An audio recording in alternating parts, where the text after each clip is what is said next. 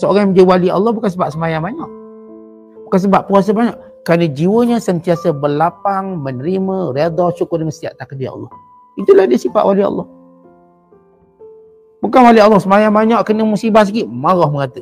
Itu bukan wali Allah. Kerana dia mengetahui yang mentakdirnya Allah, dan Allah yang mentakdirkannya, Allah ini akan melepaskan.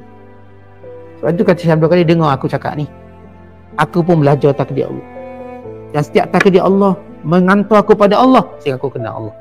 Maka itulah dia kita panggil takdir Allah ialah jalan kepada makrifat Allah. Kata menerima takdir Allah itulah jalan makrifat Allah.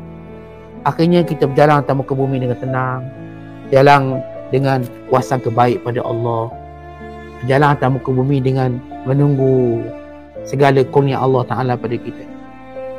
Maka kita sentiasa sabar dengan setiap ujian, kerana ujian itu hanya memerlukan sabar yang sedikit.